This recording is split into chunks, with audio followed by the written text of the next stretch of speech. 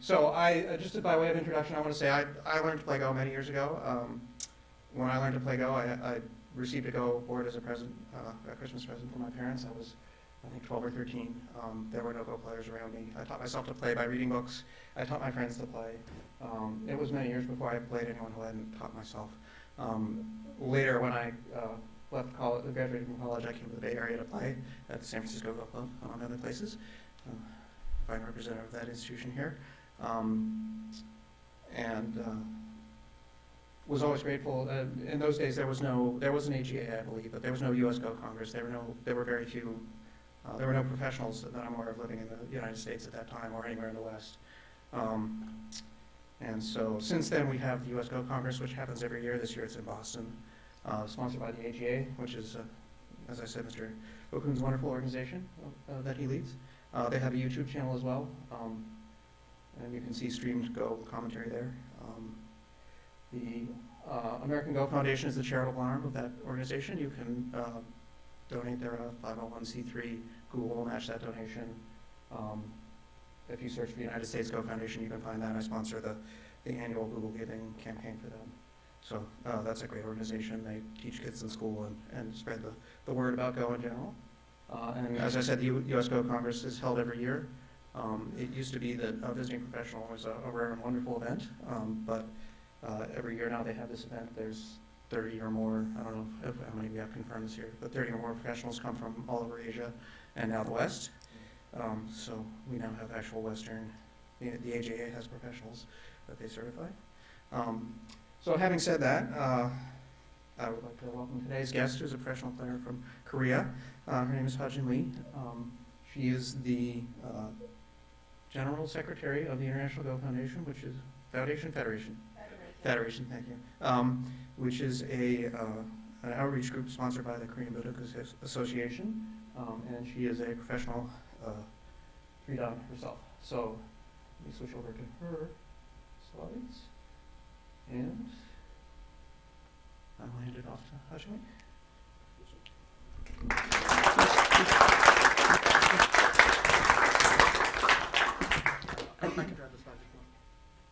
Okay. Thank you. Hello, everyone. Nice to meet you. Thank you for taking your time to come here for my talk. I'm very excited to talk about professional Go players and AlphaGo match today. I hope you'll find it interesting. So to begin with, let me give you a bit of my background. As Lee mentioned, I'm a professional Go player from Korea. In Korea, we call Go Baduk, so it's Korea Baduk Association. We call it KBA. So I'm a professional player with KBA, and I became a pro when I was 16. The picture over here on the right side is me playing on the best of 3 final match for the major title for female players in Korea. I didn't manage to win this final match, but I was one of the 5 Korean team players for the international team competitions, and I won 1 minor title. And I also won a bronze medal in the first World Mind Sports Games in Beijing. And 5 years into my career as a professional player, I went to university. Can I go? Yeah. Yes. So, sorry. So,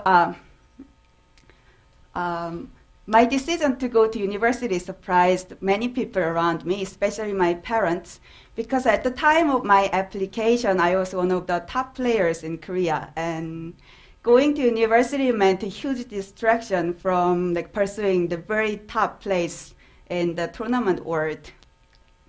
But in my mind, I always wanted to see the world outside Go tournaments. And then I was afraid that if I wait for 1 year and 2 years and 3 years, I might lose the courage to start anything new. So at the time I was 20 years old, and then I decided to go to university. I studied business administration and specialized in finance. At first I was afraid that I would have a hard time catching up with other students because in my whole life I only studied Go. But turned out studying in university was really fun. I loved going to classes and writing papers and doing team projects. And then I had a great time. and I graduated as a valedictorian. And and in my last semester, I was planning to go to grad school to get a higher degree in finance because I enjoyed being a student so much. But at the time, like coincidentally, International Go Federation was looking for a candidate for the next general secretary. They asked the KBA, Korea Baduk Association, to recommend a candidate. And then their requirement was that they wanted someone professional Go player with English ability and some international experience. And there I was, professional Go player, graduating from a university that is teaching 100% in English. And then also as a student, I was working part-time with the KBA as international coordinator. So KBA interviewed a few professional players and they decided to recommend me as a candidate. At first, the IGF board was a little concerned because I was only half the age of my predecessor. And then, I was just graduating from university. But they decided to honor the KBA's recommendation. And that's how I started at the International Go Federation as Secretary General, and I'm still working there. Being the youngest ever Secretary General had many challenges. But on the bright side, because I was so young, many of the board members were more willing to help me and guide me. So I had a great mentor, and then I learned so much by working at the IGF. Some of them were like good things, but some of them were like more of frustrating side of the international organizations. But I'm very grateful for the opportunity, and then I was just very lucky, I think. And while working at the IGF, I did two things. The first one was that I started a YouTube channel. And at first it was just an experiment because there weren't many strong players who were doing the live commentary, meaning like you talk while you play. And that format could be very risky for professional players because basically you're giving away your secrets. For professional players, you need to win and then you don't want to share what you are thinking while you're playing. But when I went to university, I stopped playing in tournaments actively, and I wanted to see whether this kind of format would be helpful for amateur players. And then I was going to just post a few videos, but turned out it was like a lot more popular than I expected. And then as I was receiving these messages, how my viewers improved a lot by watching my videos, I couldn't stop. So it's been about 1.5 years, and I'm still doing it. Today I have over 150 videos, 7,000 subscribers, and close to 10 million minutes watched. Another thing is that I published this book over here. Some of you have seen it. So this book, Outside the Board, is a collection of my blog entries that I wrote from 2008 to 2013. It's about the time when I was still an active professional player, and then I stopped writing my blog when I started working at the IGF. So my blog entries covered my flashback stories of my childhood, how I studied Go, how I became professional player, my life as a professional player and my matches, my overseas trips, my classes, the books I read. It's very wide, and then I just selected some of the interesting ones for the book. So that's about my background, and then I would like to start with professional Go players. So I'm a professional Go player, and then you're probably familiar with Fan Hui and Sedol. They are all professional players. So professional players are the ones who dedicated their life to develop their Go skills.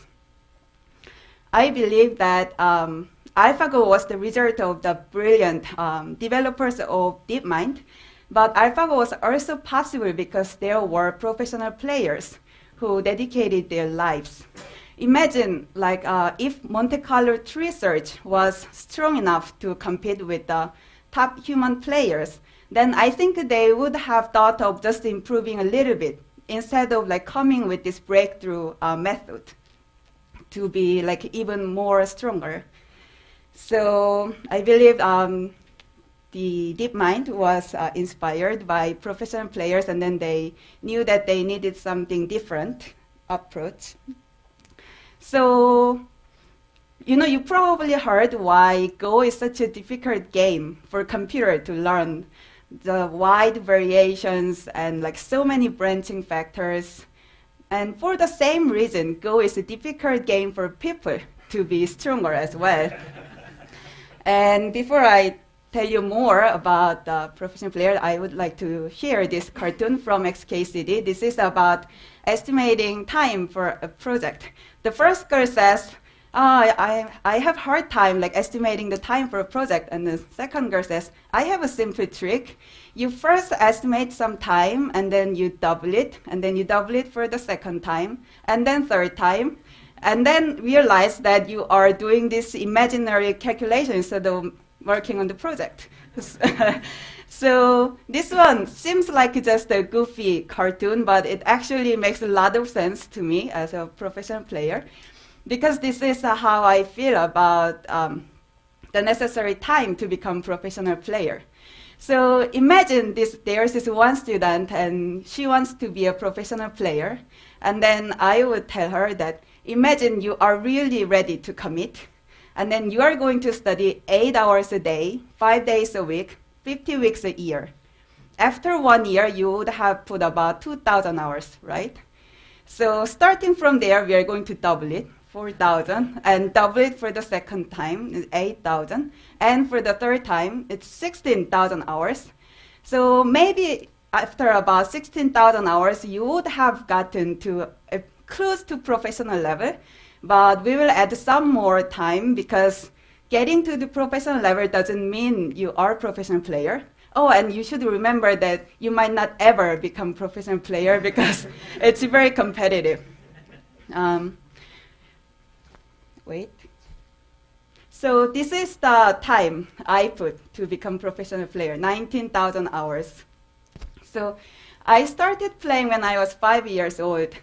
And then it was very natural for me because both of my parents like to play. So at first I learned from my parents, and then we would study about 1 hour a day, about 4 to 5 days a week, but with many missing days. When I was 6 years old, I won this small tournament for preschoolers. And then my teacher thought I had some talent in Go. So after that, we increased the study hour, and then we started studying 2 hours a day. And then I became 9 years old. And at the time, my parents and my teacher thought I had a really strong chance of becoming a professional player. So I moved to a Go Master's place. My Go Master was about close to Seoul, and my hometown is not in Seoul. So it was about 2 hours distance by car. And then at the time, it was very important to get a proper training with the Go Master if you wanted to become professional player. So I lived with the Go Master, his wife and their children, and a few other fellow kids just like me. So when I joined the Go Master's place, we would study pretty much all day other than the time we go to the public school. So I would study something like from 2 p.m. to 10 p.m. with 1 hour dinner break. So that was about 7 hours a day. And then when I became 12 years old, I joined this official training program of the KBA. It's widely known as INSEI, that's a Japanese term. In Korean, we call it 연구생, or we can just say Go Prodigy. So when I became 연구생, it was like really serious. And then I had a lot fewer holidays. And I would study not until like 10 p.m., but more like 11 or midnight. So that became like 8 hours. And also if you are a student, you have summer vacations and winter vacations. And those days you don't go to school. Then we would go to the Go school at 9 a.m. and then study until 9 p.m. So that's how I started, and then when I added up all the hours, it came out 19,000 hours. I became pro at 16. So let me read you a small part of my book over here. It was an endless repetition of many types of training. I played against peers, received comments on those games from the teacher, studied professional players' games, solved exercise problems, and played again. Moreover, I had to memorize well-known games of prestigious players' games as homework. While I was suffering the tediously long study schedule, all I could do to entertain myself was to chat with Eugene when the teacher was absent, or to go out for ice cream during short breaks. This training is when I was 9 years old. So it was very serious. And then, it was serious not only because getting to the professional level is so hard, but also the competition is so tough. If I told you that this was the chance that you would succeed at something, would you try? So this number seems very low, but it's very realistic. The Korea Baduk Association estimates that there are about 8 million Go players in the country, and about 30% of them are under 18. So we can assume that there are over 2 million youth players in Korea. And KBA selects 15 new professional players each year. And then it's not an absolute number. It changes each year to reflect the number of Go players. But they never increase widely. When I became pro in 2004, they were selecting 9 pros a year. So in some years, they select a few more, but usually it's about that level. And then it's not like when you get to the professional level, you will become a pro, but more like they would organize pro qualification tournament. And then up front, they would say, we are going to select 2 pros. And then it's open to anyone who wants to compete. So 100 players would enter the qualification, and then the top 2 players would become professional player. So that's why even if you get to the professional level, you might not become professional player ever, because some players can get really nervous because it's such an important tournament. And then if you don't win in those tournaments, then you have to compete again the next time and the next time. And then as time passes, you get a little older, and then there are more younger and talented players. And the pressure is just so enormous.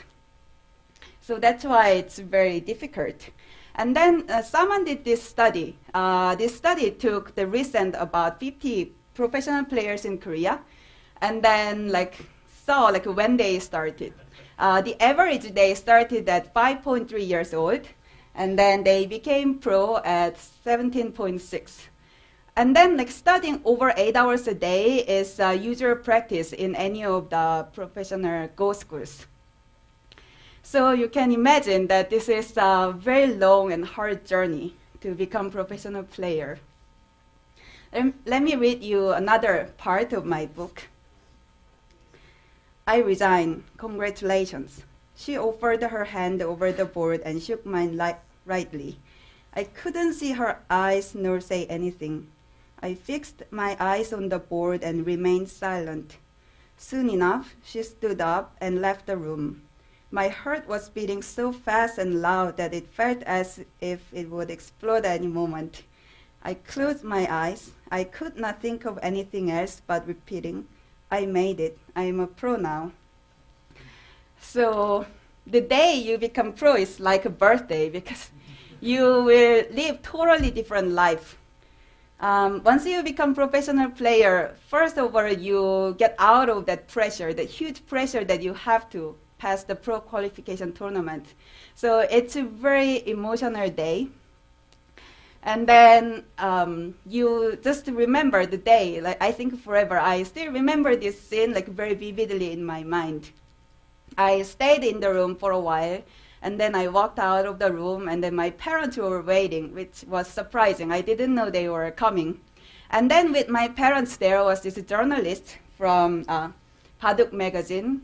It's a monthly magazine of the KBA. Baduk magazine has about 60 years of history, and then they interview each and every new professional player. So the picture over here, it was literally taken on the day that I became pro. And then when I see this magazine, when I see myself in the magazine, then I really, really realized that I made the cut. So this was the magazine, and then that's how I became a professional player. So you did this long journey. What does that mean to be a professional player? I understand that in English, usually professional means that your living income is coming from that work. So if you are like making life from Go, then you're a professional player. Otherwise, you're not professional Go player. But in Korea, it's a little different. And actually, not only in Korea, but also in Japan or China or some other associations with professional system. In Go, professional means that you got this title. It works more like a degree than a status. So it could be an equivalent of PhD in Go. So once you like pass this pro qualification, you are a professional player. It doesn't matter if you are making money from playing or not. And then like when you become professional player, people stop calling you by name. Especially in Korea, they don't call me like Hajin, but they call me like an equivalent of Master Lee, like this. So like my friend was saying that you're a Jedi, you're called Master. so, and also like in the KBA, my IGF office is inside the KBA building. And then like when there are new staff members, they are about my age. And then like in the first week or so, they would call me Hajin. And then like after a month or so, they learn to call me Master, like all other senior managers, because they do that to me. So it's like a very honorary title. And all professional players are eligible to enter the professional tournaments. And these professional tournaments have big prize money. You know, this AlphaGo match had $1 million for the winner, but that was an extreme case. There is this one big tournament going on called In Cup, and that has $400,000 for the first place. And we have Samsung Cup and LG Cup, Lily Cup. These all have $300,000 for the winner. And these are international tournaments. Some domestic tournaments inside Korea would have more like $50,000 or $45,000. But in any case, if you are about like top 50 in Korea, then you can make a decent living income just by playing in tournaments. But like if you are past prime or like you're not in the top 50, then you can also teach Go. Or you could commentate on TV. We have this Baduk TV that only broadcasts Go programs. And you could be like working for Go-related companies. You could write a Go book. So there are many other things that you can do. Another thing about professional players in Korea is that you get to have a voice, especially inside the KBA. So KBA makes all the like policy decisions, and then they make directions for the development. And if you are a like Go lover, and then you have like many ideas, and then you go to the KBA, they are probably not going to care. But like if you're a professional player and then you have some ideas about their policies or direction, you can like directly knock on the door of this vice chairman, the highest person in the KBA. And then the vice chairman would like invite you to come in, and then like he will listen because you're a professional player. And like other than this, like if you are a professional player in Korea, you like meet someone and then say, they would ask you, what do you do? And then you say, oh, I'm a professional player. And then the first thing they would say is that, wow, you must be smart. So that's what you get in Korea. And also if you are a single, and then this is the elder Go fans, they could start, you know, I have this son in vet school. So yeah, that's the professional players. And, you know, that was the professional world as we know. But recently, there was this thing happen, AlphaGo. So AlphaGo is a computer program with general artificial intelligence. And I'm sure you are very eager to hear more. I'm going to skip all the rest of the technical side, just to save the time, not because I don't understand the algorithms. So let's talk about the AlphaGo match in Seoul. It was in March, just about 1.5 months ago. My involvement in AlphaGo match started last year about November when DeepMind reached me out through the British Go Association. They just defeated Fan Hui and then they wanted to have a higher level challenge. And because they didn't have any experience in organizing a Go event with top Asian pros, they had so many questions. So I told them about usual practices, the top players' expectations, and when would be the good time, where would be the good location. And then when they decided to invite Isedol Naindan for the 5-game match and to have it in Seoul, I volunteered to be the messenger. And I told them that, I can talk to the KBA because I am very close with them. And then at the time, I thought that it would be really fun to watch this game happening. At first, I thought there was no way that AlphaGo could defeat Isedol Naindan, but soon enough, I learned that it was extremely strong, and then I still doubted that it could defeat Isedol, but I thought it would be very, very exciting to watch them play. And then I thought I would I am from the IGF. This is the work for the DeepMind and the KBA. I'm going to deliver the message and then sit back and then enjoy the game. But that's not what happened because my role expanded one by one, and then I was doing these roles. It was not like I volunteered for all this, but more like I had a very unique position that I could help in all of these roles. So I was a professional player, and then I had a personal relation with Isedol Naindan. I was close with KBA leaders because they come to the IGF meetings. And then I was also close with the KBA staff members. In KBA, there are about 50 full-time staff members. And then I was very close with them because my office is also inside the KBA building. And then for almost 3 years, I was working there and then having lunch with them every day. So I was I was involved from the beginning. I had very good understanding. And also KBA and DeepMind had some language barrier. They didn't speak each other's language very well. So I was there in between, and then I could connect everyone.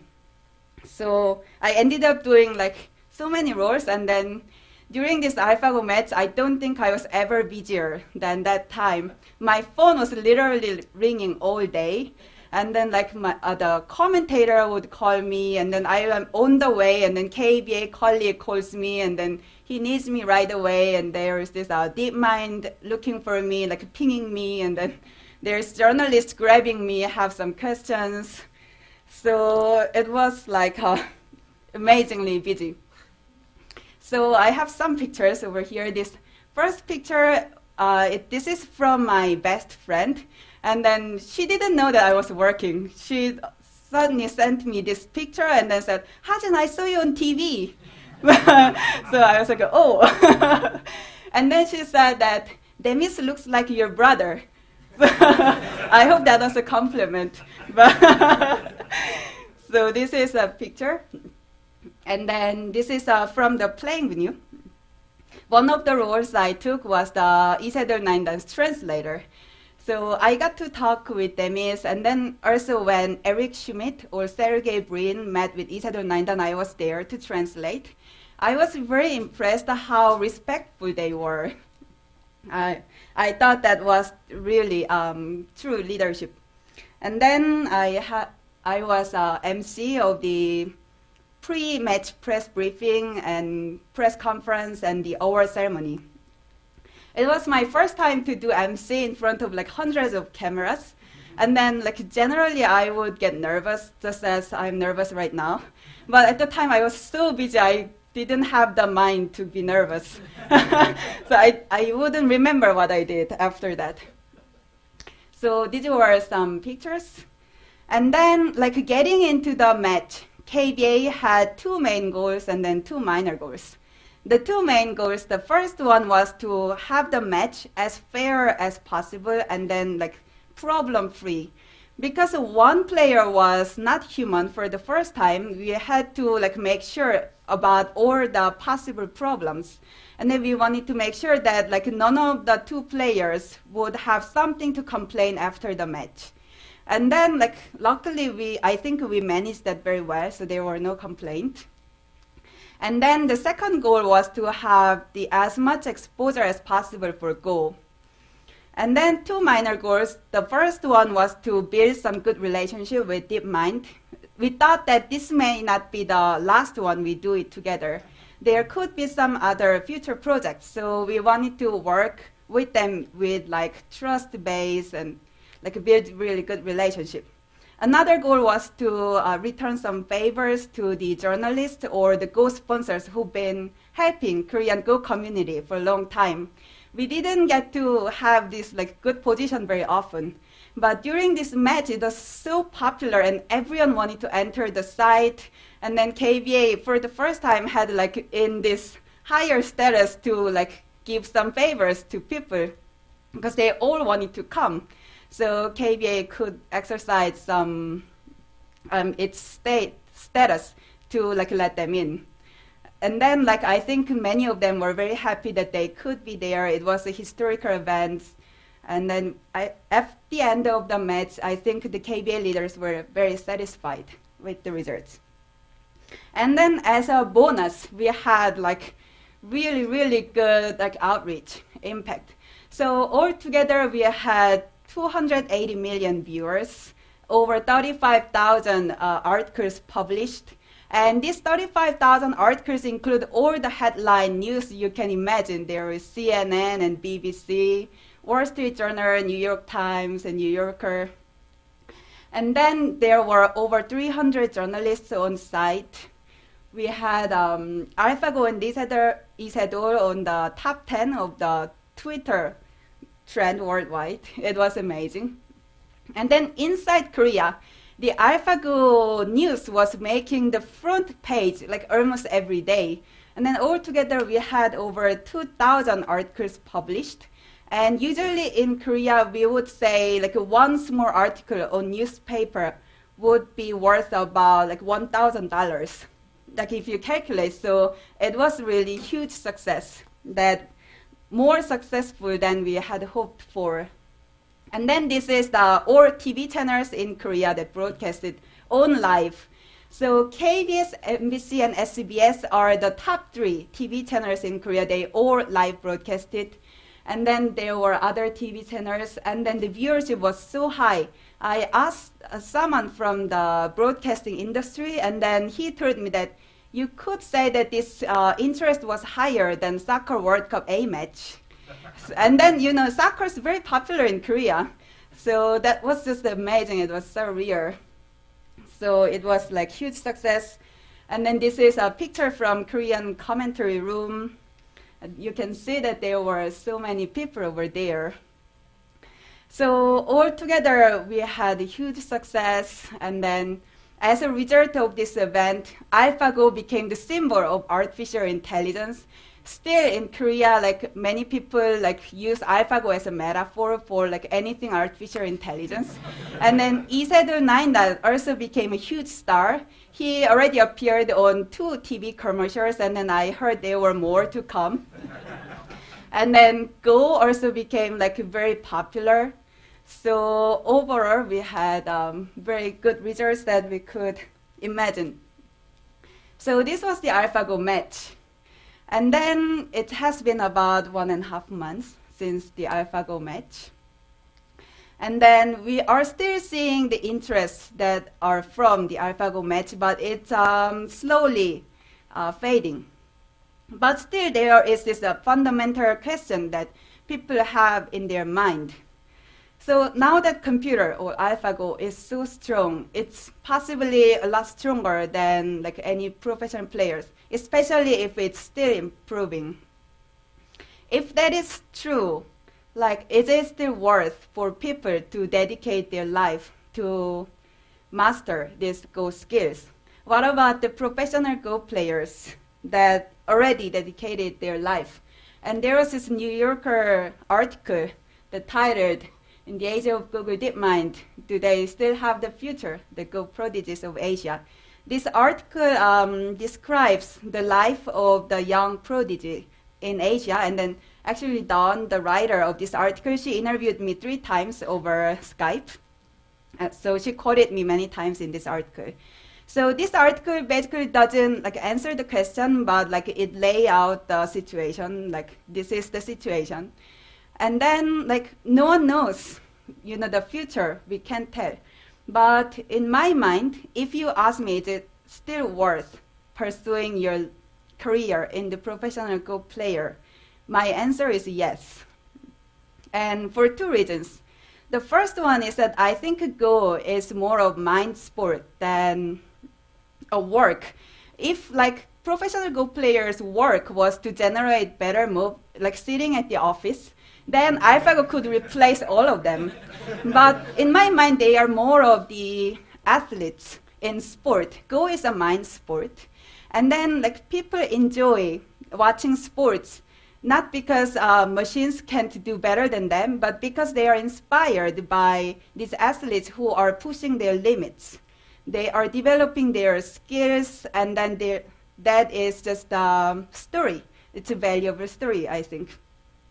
Another thing is that I think Go skills are transferable skills.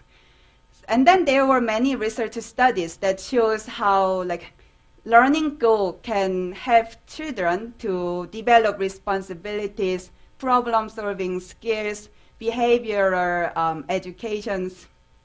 So I believe like training in Go is like as valuable as training in like other sports. So in that sense, I believe that it's still worth. And then also, we have to think about the future changes. Now that AlphaGo is out there, it could be from DeepMind or someone else that the technical changes would come to the Go industry. I don't know when that would be, but it will happen because AlphaGo inspired a lot of software engineers, and then already some companies in China or in Korea or like everywhere in the world, they are already working on 2nd or 3rd AlphaGo. And then it will be probably only a matter of time that they also reach the top professional level. So how would this technical development change the Go system or Go community? At the moment, we have this ecosystem in Go.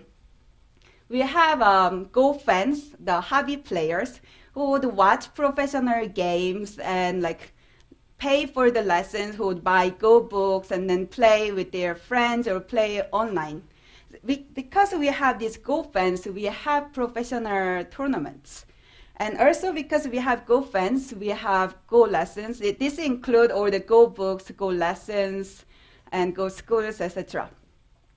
And then professional tournaments and Go lessons, they require elite players, the professional players, Go prodigy, or the strong amateur players whose life depends on their like Go teaching classes and all. So if you don't have any of these elements, the ecosystem of Go would lose its balance. For example, if we don't have elite players, the professional tournaments wouldn't be as interesting. If there were no Go books or quality Go classes, Go teachers, it will be very difficult to have the elite players or the Go fans.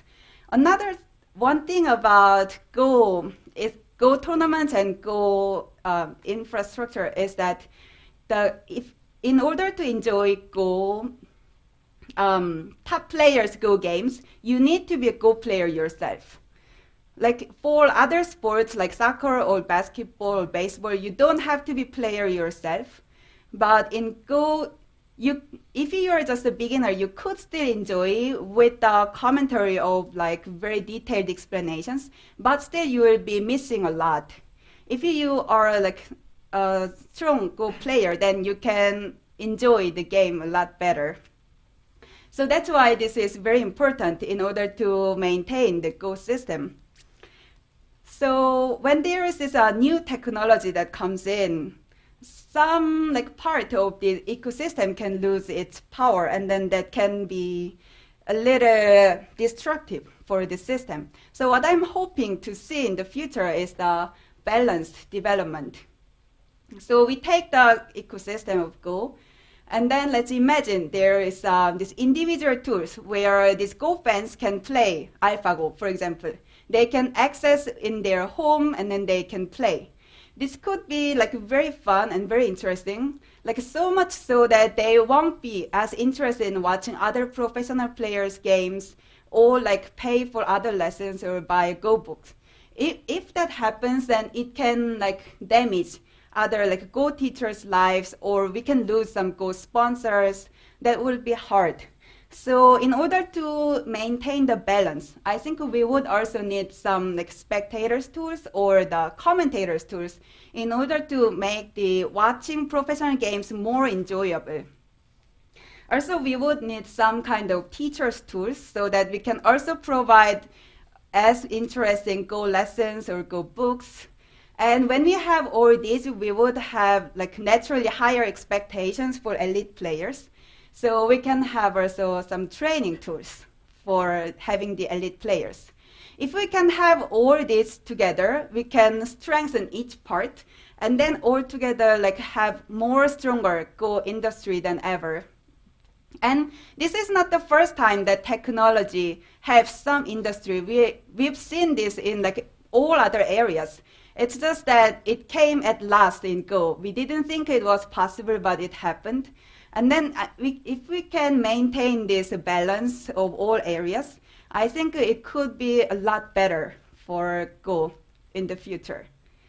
So that's what I think about the future. And then that was about the AlphaGo. And that's all I prepared for today. And I would be happy to answer some of your questions. Yeah, so we have a Dory set up. So I'm going to switch to the Dory. If anybody wants to ask a live question while I do that, that would be great. Actually, I'm going to abuse my position here and ask you the first question. So I will ask you about an anecdote which you relayed in one of your YouTube videos, which was, did you know what an NDA was before this, and how did you explain that to Lee Sedol? I knew what NDA was. Mm-hmm.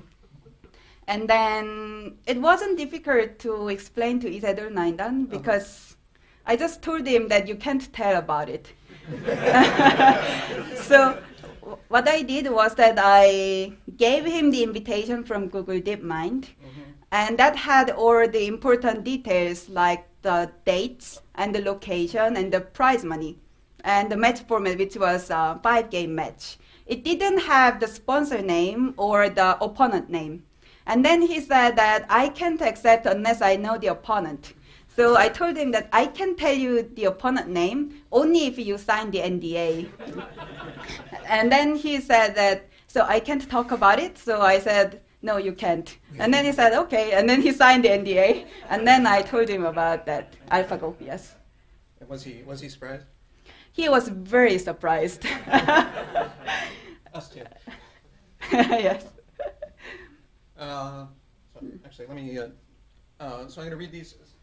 So we have a Dory. I'm going to take the first couple questions from this, and then we'll have some live questions. So, how do classic Go games compare to modern play?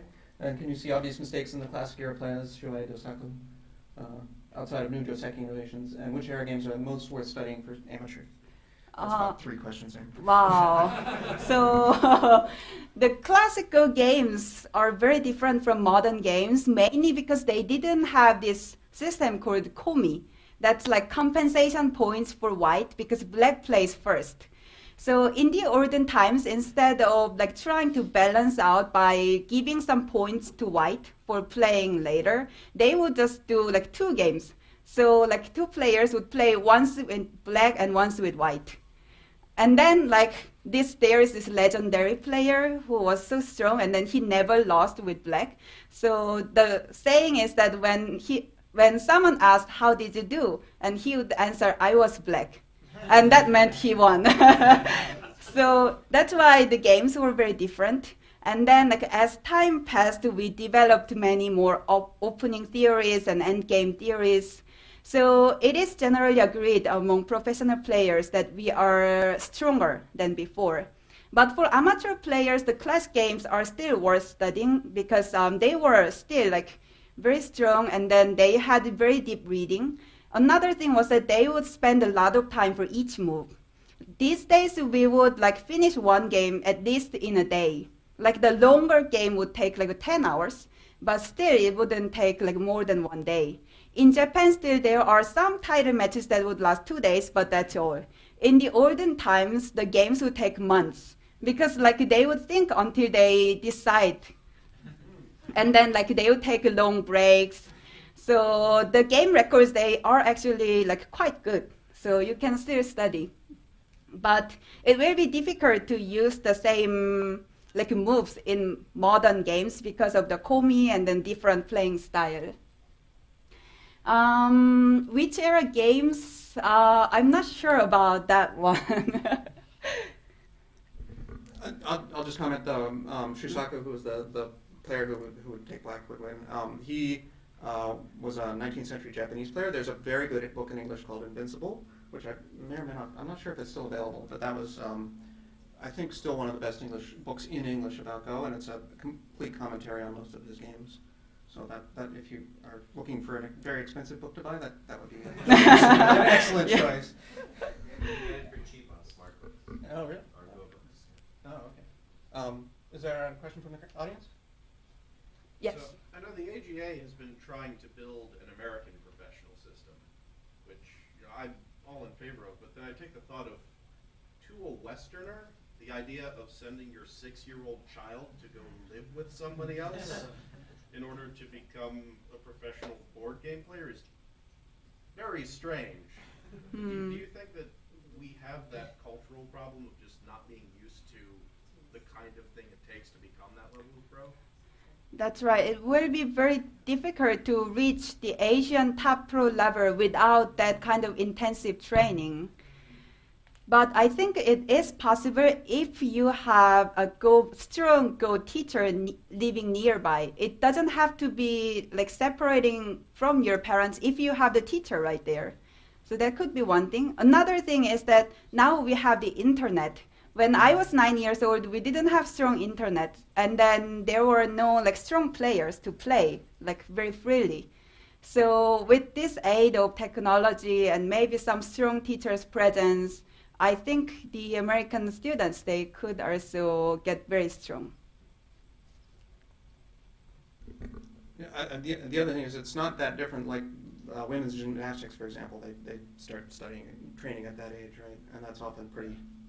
I don't know that they move in with their teacher, but it's often pretty intensive. People have been known to move across the country to play, to study with a coach. So. Yeah, a lot of that. Yeah, it's athletics is I think what you should compare it to. I'm going to take one more from up here. Yes. If I can get it to. So, have you seen any AlphaGo moves or style? So there have been saying on Facebook that Sedol 9 dance moves were somewhat resemblant to AlphaGo moves. And then someone actually asked him if he was trying to copy AlphaGo style.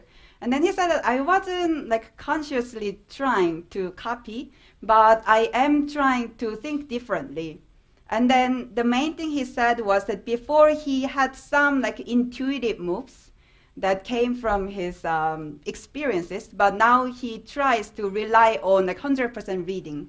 So one thing we were amazed by AlphaGo was that it would play a move that we would never think about. And that was because I think AlphaGo didn't have any preconceptions, and then that was just an amazing experience. Andrew? During the AlphaGo match week, I think a lot of players, as the week went on, became very excited excited by the idea that more quickly than we thought we would see the next level of Go, because AlphaGo would force us into it or simply show us what it was. Before AlphaGo, would you say that most professional Go players, somewhere in the back of their mind, thought we haven't reached ideal Go playing, that there is a next level, we just don't know what it is? Was that the opinion, do you think? Right. So before AlphaGo, professional players did know that there was higher level, but they thought the higher level, the margin of that difference was like very narrow, like very, very, very narrow, that like you could study for like another 15 years and there's no guarantee that you would get this much stronger. But after AlphaGo, what professional players realized was that it was actually that narrow. It wasn't that narrow. There was this whole lot of different level of Go, and that was very inspiring for all pros.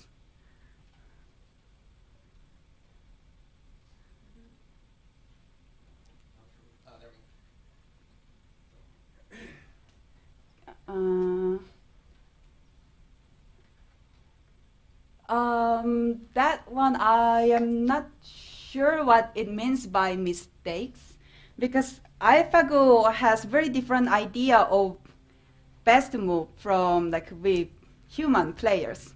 So human players, because we can't read all the way throughout the end, we just take maybe about like up to 5 or 10 or 15 moves and then try to have maximum advance after that like sequence. But in case of AlphaGo would look at the end of the game and then make sure that AlphaGo has the highest probability of winning. And the winning wouldn't, and in winning, how many points would matter, whether it's like half points win or like 10 points win. AlphaGo only cares about winning. So like some moves of AlphaGo, we could feel like that was a mistake. But then in AlphaGo's system, it wouldn't be mistakes. So I think it's very hard to say. But the response to the wedge in game 4, AlphaGo missed. That's right. That was clear mistake, yes. The fourth game that Sedol 9 won, and then the wedge, it's called the move, the God's move. That actually didn't work if AlphaGo responded in the right way. But the thing was that AlphaGo didn't predict the move. And then I think Demi said that AlphaGo thought the chance of white playing there was 1 out of 10,000. And then in Go board, there were only about 200 spots to play. So it was like very strange move in AlphaGo's opinion, and then AlphaGo thought it could just answer. So that was a mistake, right? I'm going to go to the next one. So this is Andrew Jackson. Ask this question. That's a very, very difficult question. And then I am afraid that after answering something, I would regret later. So naturally, I would say, can I come back with the answer in one day? But like right in my mind, I would say the best thing would be an international Go tournament, like for the top professional players. It would be even better if the winner of the tournament could play AlphaGo. That would be like a big exhibition match. That would be awesome, I think. Yes? Mm. Yeah, so we've had, I guess, over 10 years now to kind of see how chess, what happened with chess with, with Deep Blue. And it seems like, I mean, the chess, people still sort of play chess, and top grandmasters use strong computer programs, and there's still kind of competitions among the strong computer programs. So do you sort of feel like Go will have kind of a similar experience to chess? Do you think it'll sort of react to computers kind of the same way that chess did? Yes, I think that's absolutely possible. Actually, we were like after the AlphaGo match, we had a small party among the organizers, and then I was talking with these Google people, and then we were like lightly joking about the future, and then they like mentioned Facebook, and then they said that like if AlphaGo played like Facebook computer like artificial intelligence in the future, like they would play like a million games in like half an hour. So, but that was like obviously joke. But you know, like Isador Nandan, he would spend a lot of time thinking.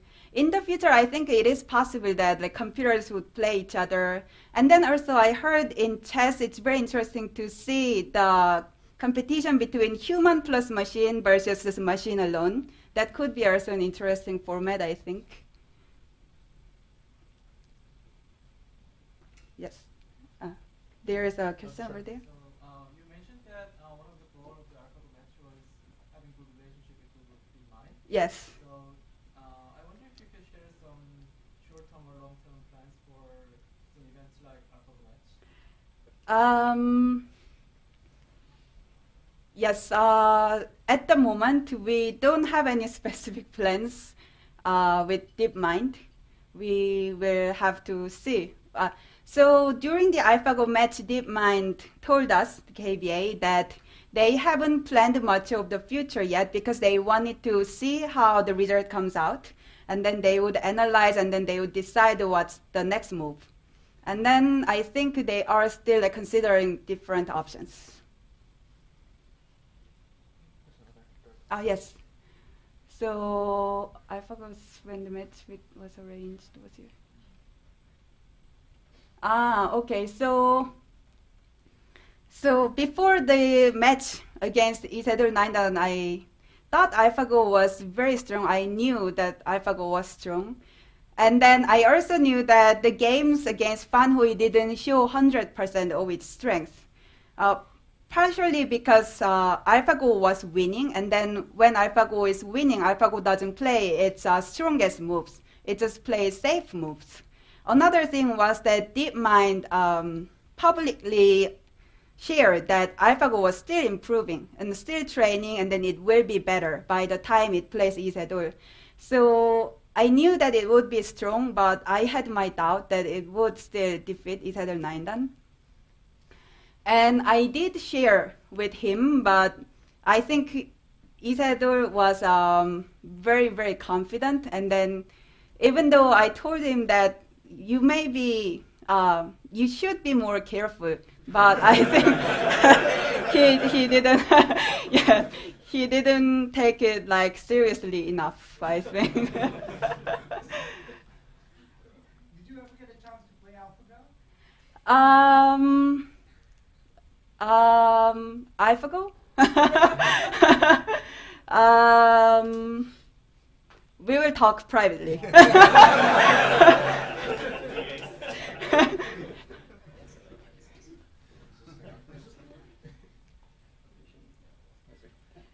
Come on. Let's see if we can. Where did? What? Can I get? Oh, there we go. Right.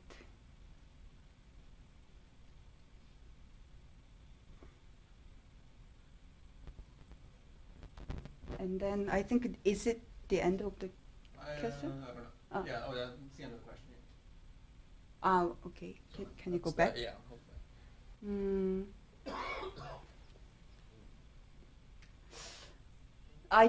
I'm a little confused by the question I because. think the question is who would benefit more from. Okay. If it was longer, who would benefit more? Both. I'm not sure who would benefit more. If the game was longer, I would have suffered because I was so busy, and then the 300 plus journalists would have suffered because they thought it was already so long, and the commentators. But the two players would have enjoyed, I think. I'm not sure who would have had more benefits. So I think like the 2-hour time control, that's like a typical like Yes, top yes, level tournament right, in right. the international. like the only people who play the 2-day tournaments are the Japanese. So I think it would be like if they had played Iyama, who's the top player in Japan now. Like they're more used to playing in that time with that time control. Right, yes. So you know, it takes practice, I think, to you know. Yes, right. I know in the second or third game, Sedol, like after AlphaGo made a very strange move, Sedol like left the room, like left like. Yes, where yes. did he go? Yeah, he went smoking, I think. Yeah. Yes. So the Four Seasons Hotel that we had this AlphaGo match, they organized a private terrace for Isidore Naindan to smoke. Is it typical in a big professional match for when professionals to leave and smoke and come back during the match? It's not typical to smoke, but it is very common to take a short break to just get some fresh air or some walk. Yes? I noted that after all the games, including the games that Sedol Naindan lost, he left the playing room quickly and went away for a while and then came back for the press conference. And at the press conference, he was cheerful and composed. And Yes. can you comment a little bit on what, for a champion Go player, winning and losing publicly is Right. like, and then composing yourself after it? What was going on in that 45 minutes after the game? And actually, the second question, Yes. right, the part at the end of the game where you review with your opponent is missing from this game because the opponent wasn't there to review with. Is that a very important part emotionally of a pros game? Yes, the first question, so Isidore Naindan did extremely well in post-game press conferences after each game, and I was very impressed because in Go tournaments, the common practice is that you only interview the winners. You leave the losers alone because they are already sad. But we planned this press conference after each game regardless of the result, because it was very important for all the journalists to hear what he thought about, and then they also wanted to hear from the DeepMind developers. So at first I was a little concerned, so I told Isidore Naindan like several times before he started the game that he needed to come to the press conference after the game because he could also just disappear and go to his room. But it very impressively, he not only came to the press conference, but he did the interview so well that I think this is a very big reason why Isidore Naindan became a big star after the match. Although he lost, he still was like very, as he said, he was still cheerful, and then he would answer like very humbly and then like genuinely. So that was like really good role model for all the professional players. And during the short break between the game and the press conference, he would review the game. So he would talk about the moves that he played or the moves that AlphaGo played. After the first game, we weren't really prepared for him to review because he didn't have the opponent, and then he was actually asking me a lot of questions.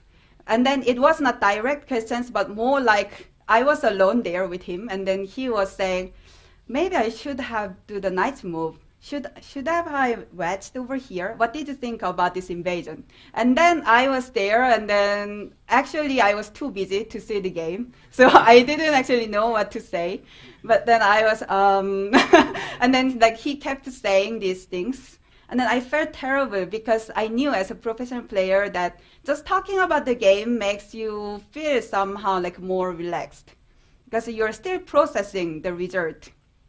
And then, especially after the first game, it must have been very hard on him because he didn't expect to lose. But luckily, he did very well after in the press conference. And then from the second game, I made sure that there were some strong pros that he could talk about the game. So when when the game was over, I would bring in like 1 or 2 professional players, and then they would review for about like half an hour in the playroom. And then when the press conference was getting close, like in 5 minutes or in 10 minutes, I would tell them that it's press conference soon, and then they would move to the waiting room. And then I'm sure it was hard because he couldn't review with the opponent. He couldn't review with Aja. Although Aja was a very good representation of AlphaGo, he couldn't review on behalf of AlphaGo, sadly. But because he could still review with his professional friends, I think it had a similar effect in the end. I think there might be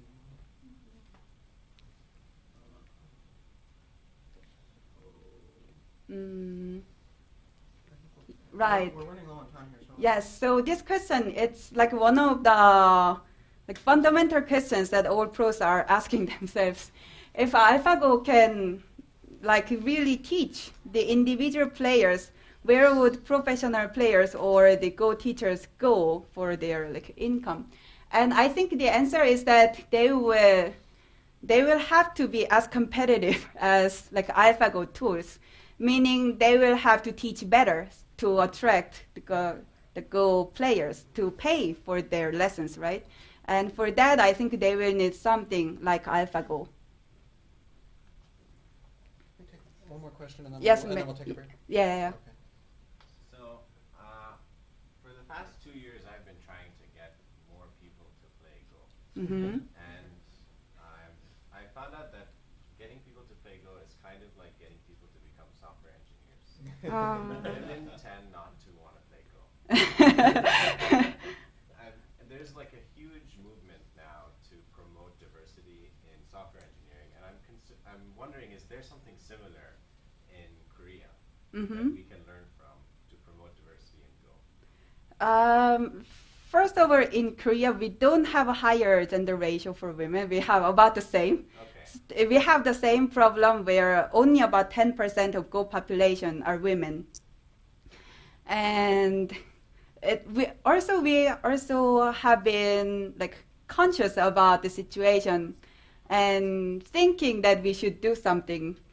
I don't think there have been a major efforts to actually do promote Go to women yet, but I think we are taking some baby steps toward that, and we are like aware of the situation. It's difficult to share any success story because we don't have one yet. Maybe we can work on. Maybe we need more role models, like some like star player who is a woman, maybe star engineer who is a woman, and then I think these role models can really inspire young girls to follow their path. Can I contribute to this? Yes. So I started, me and some of my friends started playing because of Hikaru no Go, the anime. And I feel like if there was a similar anime, but with a woman player or more women players having an equal role, it would probably bring more women or girls when I was at that age to play. And then, like you say, more role models and just active, like we do with diversity for engineering. That's my opinion. Right, yes. So the author of that was a woman. Yeah, that's right. That's right, yes. Yes. Ironically. We're going to take a brief break, and then we're going to reconvene over in Brianna's, which is a training room right in 2000. And Ms. Lee's going to play some Go. And All right, thank you.